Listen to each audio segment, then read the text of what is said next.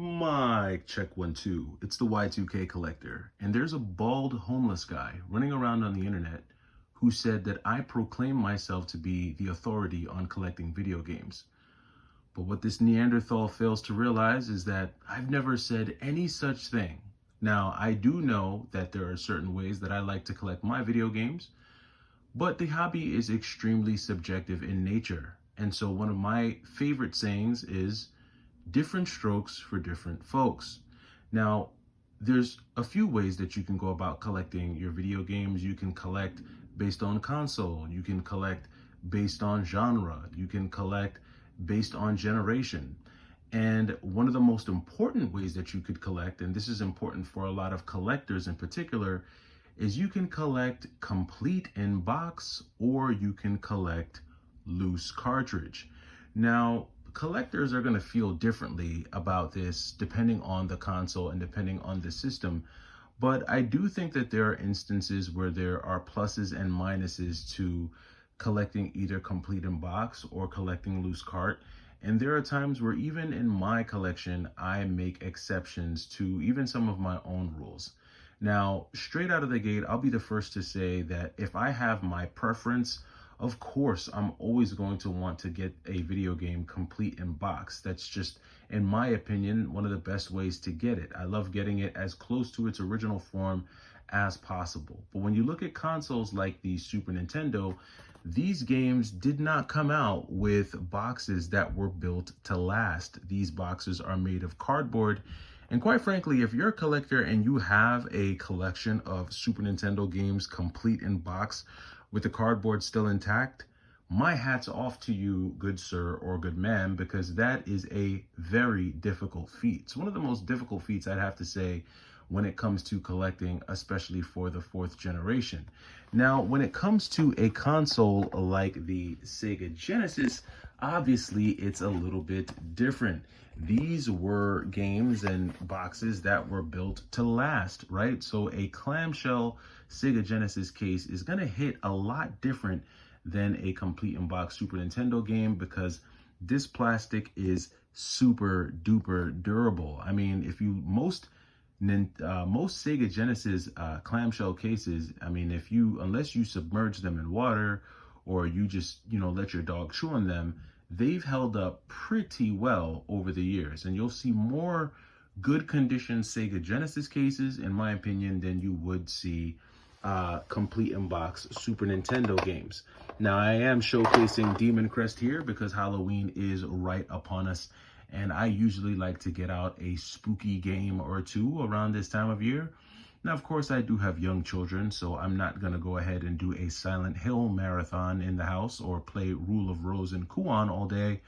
But something as cutesy as a Demon Crest, or as cutesy as can be, right? Because let's face it, even Demon Crest can be a little bit intense for a younger audience, which I think this game was rated. What was it rated? Or did they even rate games back in the day? I'm not sure what this is rated, but I'm sure it might have at least been rated T for teen. All that being said, I do think, though, that there are rather moments where you can make the exception of whether or not you're going to collect complete in box or collect loose cart. Now, in my opinion, I think that although the Super Nintendo I would prefer to get them complete in box, I am a-okay collecting these games loose cartridge for a few reasons. One, the price of these games jump exponentially once you complete them in their box. For instance, Demon Crest at most loose cart might be a $125 game. But once you add the box, the manual, and the inserts, now this $125 game jumps all the way up to upwards of $400, all for some cardboard and some paper. Now, if you're a collection purist and you really want to get that ultimate complete in box feel, many collectors are willing to pay the price. But to me, the gap in price between loose cart and Super Nintendo in most cases is just completely unjustifiable, and therefore I typically don't attempt to complete my Super Nintendo games. Now, if I get lucky, like I did with this copy of Demon Crest, I will go ahead and bite the bullet and add the game to my collection. But there's a very stark difference when you look at, say, collecting for the Sega Genesis, because while the complete in box, a complete in box copy of Rocket Knight Adventures might go for $60, $70, at the most $80, the loose cart price still goes for around $30. So that's a much smaller gap in price difference going from loose cart to complete in box, which is why I think a lot of Sega Genesis collectors will collect the cases for these games, because in most cases, the price difference between complete in box and loose cart only for the Sega Genesis isn't that great. And so that's why for me, even when it comes to some of the games that I have here, this is what I would call like my fourth and third generation cabinet. For some reason, when it comes to Nintendo games, completing your Nintendo games is always going to make them exponentially more costly. And again, I think that goes back to the cardboard box nature of Nintendo games, and that goes from the Game Boy to the Nintendo to the Super Nintendo up to the Nintendo 64.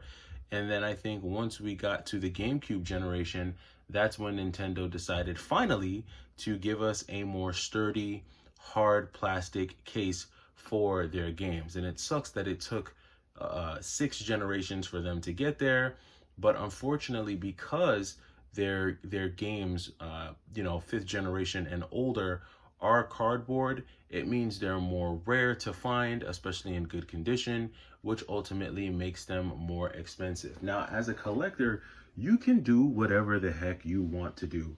If you want to collect your games complete in box, collect your games complete in box.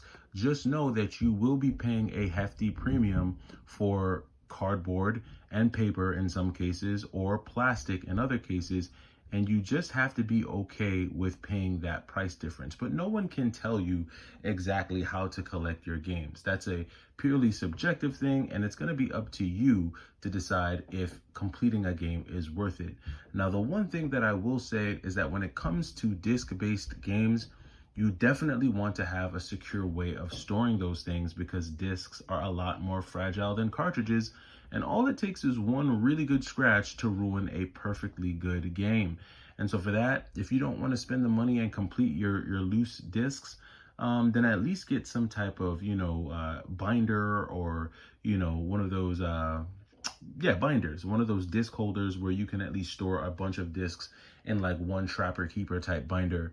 Or if you're able to complete the discs and complete it in box, then that'll be great too. What I know is that typically if the disc is coming in a jewel case, like the Dreamcast or the original PlayStation, it's going to be a lot more expensive, because jewel cases just cost more. But typically if it's in a more of a plastic case like the PS2, Xbox, or GameCube, sometimes it's not as bad. But I'm interested to know what you guys think. Which do you prefer? Are you a complete in box collector? Are you a loose collector? And what is going to be your Halloween game of choice? Let me know this down in the comments, and I will catch you in the next video. It's the Y2K Collector. Take it easy.